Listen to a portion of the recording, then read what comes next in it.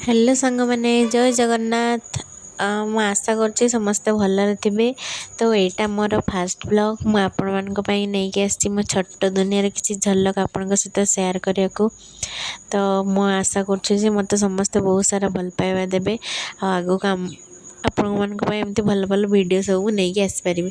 ତ ସକାଳୁ ଉଠି ମୁଁ ମୋ ନିତ୍ୟକର୍ମ ସାରି ଗାଧୋଇ ପାଧୋଇ ଆସିଲି। ଏବେ କିଛି ଫୁଲ ଠାକୁରଙ୍କ ପାଇଁ ତୋଳିକି ଆଣିକି ରଖିଛି। ମନ୍ଦିର ଯିବି ବୋଲି ଭାବିଥିଲି, ଦେଖିଲା ବେଳକୁ ବର୍ଷା ହେଉଛି। ଆଉ ଛାଡ଼ କ'ଣ କରିବା, ଘରେ ଏଇ ଠାକୁରଙ୍କୁ ପୂଜା କରିନେବାଟା ହିଁ ବେଟର୍ ହେବ।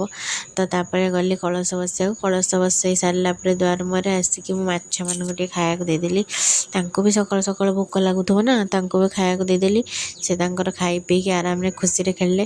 ତ ମୋ ସ୍ୱାମୀ ଯେହେତୁ 8ଟା ବେଳକୁ ଡ୍ୟୁଟି ଯିବେ, ତ ମୁଁ ସେଥିପାଇଁ ଲଞ୍ଚ ପ୍ରିପେୟାରରେ ଲାଗି ପଡ଼ିଲି। ତ ଏବେ ମୁଁ ଲଞ୍ଚ ପ୍ରିପେୟାର କରିନେବି। ଲଞ୍ଚ ପ୍ରିପେୟାର କରିବା ପାଇଁ ମୁଁ ଏଠି ଚାଉଳକୁ ଧୋଇଦେଲି। ଆଜି ଯେହେତୁ ସଂକ୍ରାନ୍ତି ଥିଲା, ମୁଁ ସେଥିପାଇଁ ଅରୁଆ ଭାତ, ଛତୁ ତରକାରୀ ଆଉ କୁନ୍ଦୁରି ଆଳୁ ଭଜା କରିନେବି। ତେଣୁ ଭାତ ବସାଇଦେଲି, ତା ଭିତରେ କୁନ୍ଦୁରି ଆଳୁ କାଟିକି ରଖିଦେଇଥିଲି। ଏବେ ଛତୁ ତରକାରୀ କରିବା। ଏ ଛତୁ ତରକାରୀର ଫୁଲ୍ ରେସିପି ଆପଣ ଜାଣିବା ପାଇଁ ଯଦି ଚାହୁଁଛନ୍ତି, ମୋର ଆଉ ଗୋଟେ ରେସିପି ଚ୍ୟାନେଲ୍ ଅଛି, ଆପଣ ଯାଇକି ସେଇଥିରେ ଚେକ୍ କରିପାରିବେ। ମୁଁ ସେଇଠି ଫୁଲ୍ ଭିଡ଼ିଓ ଅପଲୋଡ଼ କରିଦେବି ଆପଣମାନଙ୍କ ପାଇଁ। ତ ଏଠି ମୋର ଭଜା ବି ବସାଇଦେଲି। ଭଜା ବସାଇଲା ପରେ ମୋ ଛତୁ ତରକାରୀ ବି ହେଇଗଲା। ତ ଏବେ ମୁଁ ଟିକେ ଥଣ୍ଡା କରିନେବି ବାହାର କରିକି। ସବୁ ହଜବେଣ୍ଡ ଯେହେତୁ ଟିଫିନ୍ ପ୍ୟାକ୍ କରିକି ନେବେ, ଲଞ୍ଚ ଆୱାରରେ ଖାଇବେ, ତ କାଳେ ଖରାପ ହେଇଯିବ ବୋଲି ମୁଁ ଟିକେ ଥଣ୍ଡା କରିନେଲି।